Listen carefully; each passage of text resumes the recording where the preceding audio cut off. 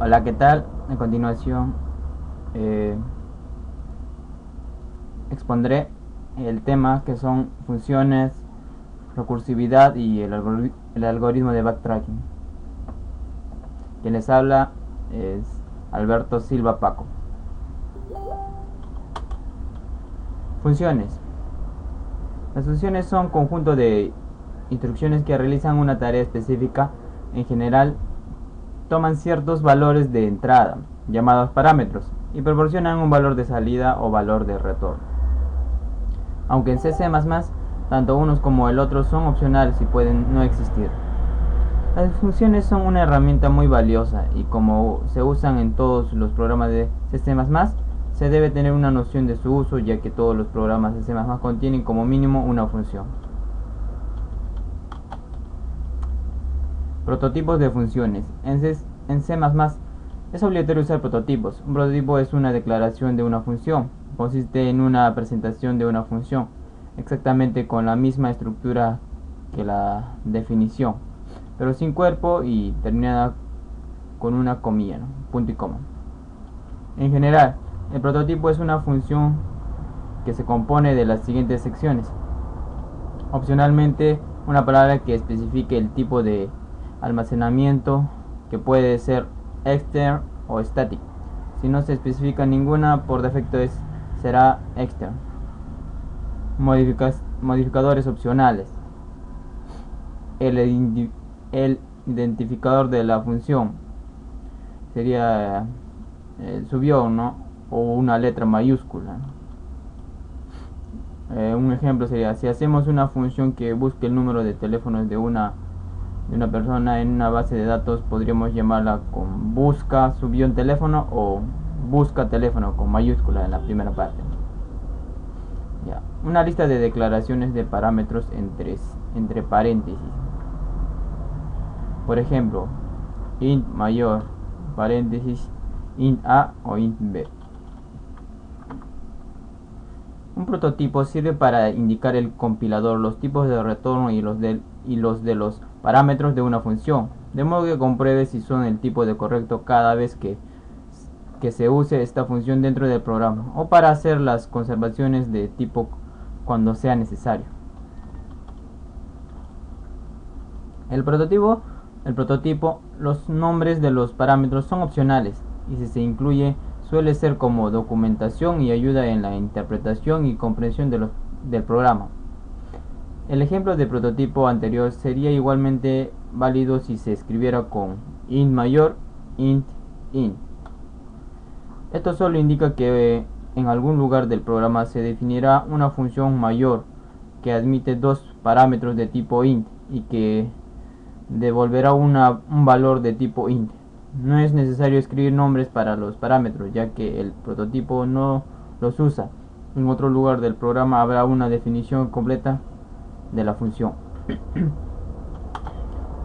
Normalmente los prototipos de las funciones se declaran dentro de los ficheros del programa, o bien se incluyen desde un fichero externo llamado fichero de cabecera. Para esto se usan las directivas include. Ya lo hemos dicho más arriba, pero las funciones son extern o por defecto. Eso quiere decir que son accesibles desde cualquier punto de programa, aunque se encuentren en otros ficheros fuente del mismo programa. En contraposición, las funciones declaradas static solo son accesibles dentro del fichero fuente donde se definen. Definición de funciones. Al igual que hemos visto en las variables, las funciones deben declararse para lo que usaremos los prototipos, pero también deben definirse. Una definición contiene además las instrucciones con las que la función realizará su trabajo, es decir, su código. La sintaxis de una definición de una función es extern, static, el tipo, subió en el valor, subió en el entorno. Las modificaciones, el identificador, mayor, menor, la lista de parámetros y sentencias. Es un ejemplo más o menos. Una función muy especial es la función main, de la que ya hablamos en el capítulo primero. Se trata de la función de entrada, que debe existir siempre, ya será la que tome el control cuando se ejecute el programa.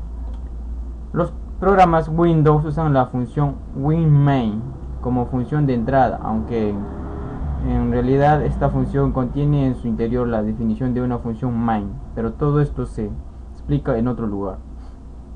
Existen reglas para el uso de los valores de retorno y de los parámetros de la función main, pero de momento la usaremos como int main entre paréntesis o int main entre paréntesis void, con un entero como valor de retorno y sin parámetros de entrada. El valor de retorno indicará si el programa ha terminado sin novedades ni errores retornando. Estructura de un programa C++. La estructura de un programa de C o C++ quedaría así: directivas del preprocesador, includes y defines, declaración de variables globales, prototipo de funciones, declaraciones de clases, función main, definición de unas funciones y definiciones de clases. También se puede omitir el prototipo si se hace la definición antes de cualquier llamada a la función. Es decir, en la zona de declaraciones de prototipos esto se puede hacer siempre. Sin embargo, no es muy recomendable, como veremos a lo largo del curso. Para no dejar las cosas a medias, podemos ver una posible definición de la función mayor, que podría ser la siguiente: int mayor, int a, int b. If a es mayor que b, return a, else, return b. Estructuras más complejas. Los programas complejos se escriben normalmente usando varios ficheros fuente. Estos ficheros se compilan separadamente y se enlazan todos juntos. Ahora seguiremos con la recursividad. En ocasiones nos encontramos con problemas aparentemente complejos de resolver, programando al estilo tradicional, es decir, utilizando bucles para repetir un código hasta que se cumpla una condición. Esta forma de programar se denomina programación iterativa. No siempre es la mejor forma para resolver ciertos tipos de problemas. En contraposición a la programación iterativa surge la denominada recursividad o programación recursiva, que consiste en aplicar al mundo de la programación la famosa frase de Julio César: divide et vinces, que quiere decir divide y vencerás. La programación recursiva a menudo ofrece soluciones elegantes a problemas difíciles de resolver, de otro modo descomponiendo dichos problemas en otras más sencillas. Una función recursiva o método recursivo es aquella que contiene invocaciones a sí misma, de manera que el problema se va descomponiendo en subproblemas más fáciles de resolver. Así, una llamada a una función recursiva puede generar una o más invocaciones a la misma función, que a su vez genera otras llamadas, y así sucesivamente hasta llegar a lo que se denomina el caso base. El caso base es un problema tan básico que la función sabe resolver sin necesidad de volver a invocarse a sí misma. Una función recursiva debe cumplir las siguientes condiciones: asegurarse de que existe una condición de salida en la que no se producen llamadas recursivas, el caso base; asegurarse de que cubren todos los posibles casos entre el caso base y los no base, ¿no? Cada llamada, si se trata de un caso no base, conduce a problemas cada vez más pequeños que terminarán en el caso base. Como la definición de una función recursiva puede resultar complicada de comprender, vamos a ilustrarlo con un ejemplo para tratar de entenderlo mejor.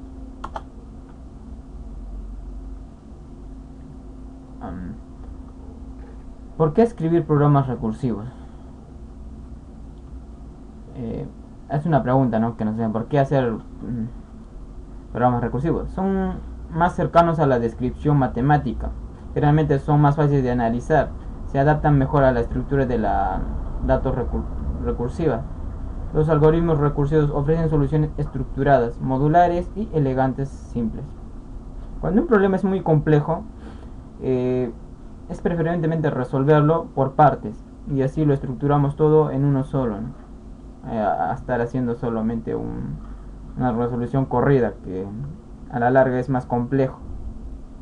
Ya.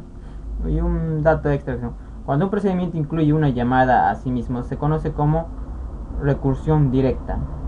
Cuando un procedimiento llama a otro procedimiento y este causa que el procedimiento original sea invocado, se conoce como recursión indirecta.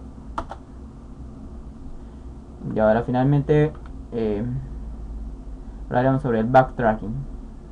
El backtracking, también conocido como vuelta atrás, es una técnica algorítmica de resolución de problemas mediante una búsqueda sistemática de soluciones. El backtracking hace uso de la recursividad para descomponer la tarea a realizar en tareas parciales y probar cada una de estas. Cuando al elegir una tarea se comprueba que no lleva a ninguna solución, se debe volver atrás y probar con otra. Así se van probando sistemáticamente posibles soluciones al problema hasta que se encuentra una que la resuelve. Un ejemplo de problema fácilmente resoluble con backtracking y difícil sin métodos recursivos es el de encontrar la salida de un laberinto.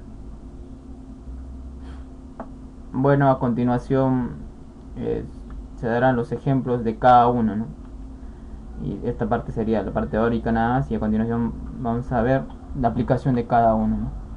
Desde funciones, que son la parte básica de programación; recursividad, que es la dividir